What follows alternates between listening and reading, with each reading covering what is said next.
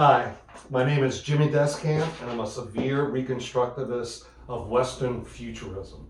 I'm a self-taught assemblage artist who specializes in deconstructing vintage parts from the golden age of American manufacturing, usually the 20s through the 60s or 70s, and repurposing them into my style of assemblage sculpture. I started in 1996 building rocket ships out of vintage vacuum cleaners, and about 2008 I started moving more into a Western feel of things. And my process is pretty simple, pretty easy, but that's for me. A lot of things, how to get to the deconstructed parts is a trick. How to pull things all apart and keep all the little tiny pieces and nuts and bolts and screws, to attach other things and keep that that age look of pieces. So my shop is basically hand tools, very easy screwdrivers, pliers, saws, hammers, things like this. I can make small pieces like my Clipped American series, which is vintage clipboards that I use an old book cover and then add all these pieces to in a Western theme, and up to 12-foot rocket ships for public art installations. And even with those, my basic hand tools can get me to where I need to go. I don't do any welding. Some of my sculptures are big and they're taken apart and put back together on site. Other ones are built solid and then move with the help of a trailer, things like that. But in my shop, my regular working process is to have my operating table, find a piece of found wood, figure out if I'm going to do an Indian chief, a Western scene, a political piece, what the theme might be, and maybe a color scheme. And then I go through everything I have to see what applies and what it fits. So make a big mess, weed things out, see what doesn't apply, recategorize that, and then draw from everything else I have. And I never think about shipping or a certain box size when I'm building. I basically go with my own inspiration. I don't draw anything up. I take pictures as I go because I need to build up rough and raw. And then what happens is I have to kind of wipe everything over to another table and then start from the bottom up. So some of my pieces can be very thick buildup of found parts. And so from there, I have to remember how this went together and what the angle and what the statement was. My small things, are pretty flat and know it is, but it has depth.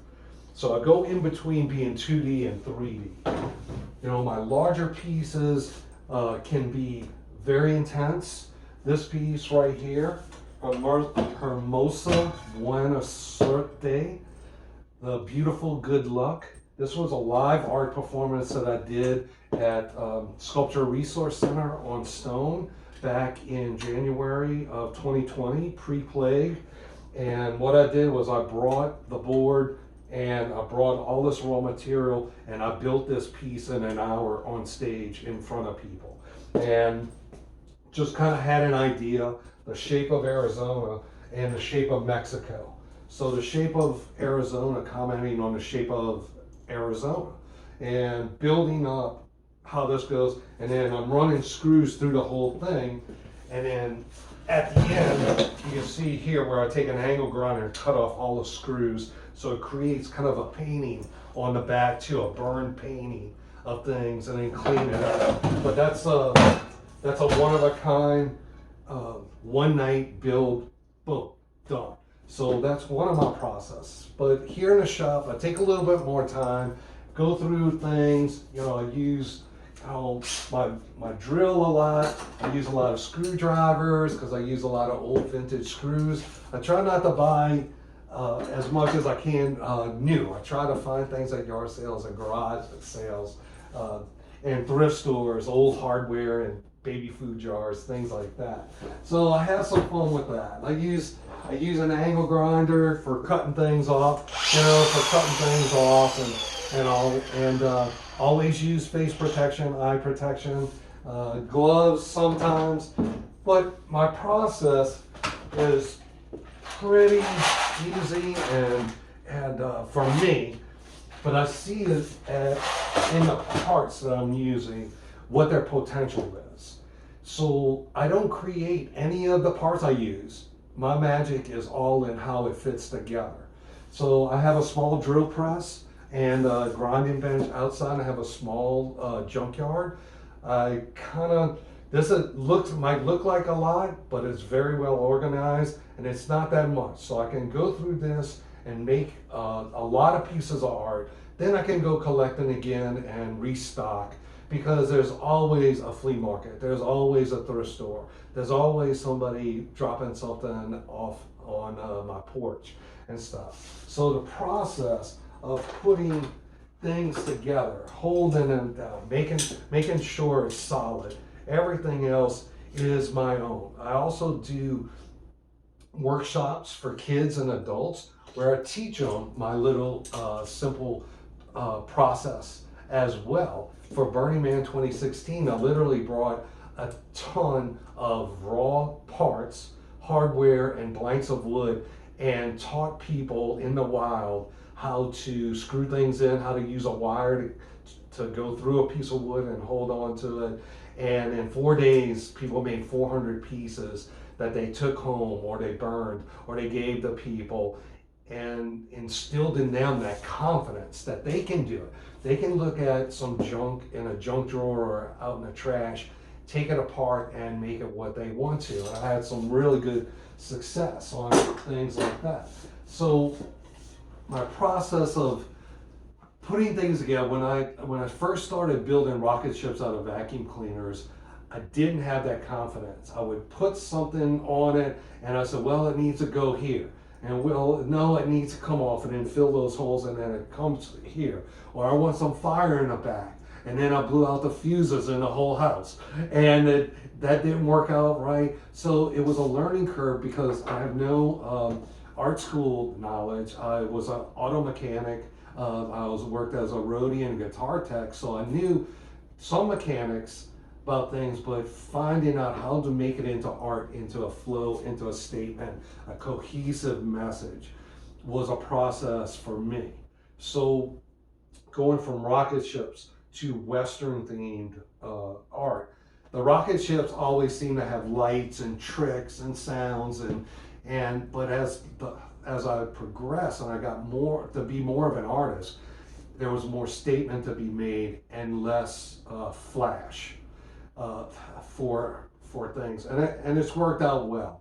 I've shown in a lot of galleries here in Tucson, in Phoenix. I've done major installations in Colorado, Washington D.C., different places. I'm collected all over the place, and I've been at this 24 years now, full time. It has been my only source of income.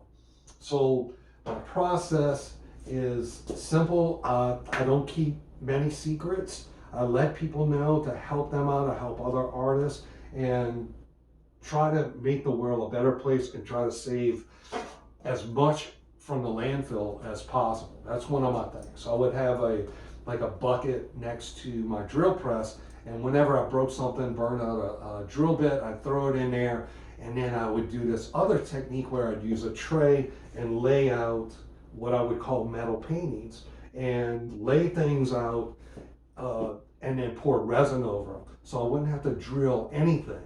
Everything would just be set just the way I was, and there's even these little tiny pieces, it'd be locked in. So as you can see, a lot of this is just potential, but I've created so much from so little of the intense techniques like glass blowers or blacksmiths. I really admire these people. And painting is not my thing. I really admire painters because of what they create from zero.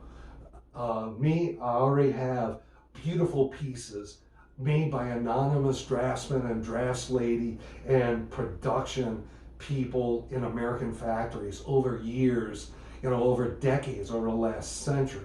So using my little drill bits and my drills and stuff, I create some beautiful art, and I hope you look through my website and check me out. Look at my larger pieces and some of the installations there. And there's a page for all my live performances. I've done 8 Arizona pieces in the last 2 years. That would be like pre-plague going on, but we're hoping that this will calm down. People will be conscious and aware, and then we can get right back into being in person. And I appreciate you being here, and let me know if I can help you get you some art in your house, or help you out with a little technique that you haven't figured out yet. All right, Jimmy Descant, Severe Reconstructivist, deluxewest.com. Thank you.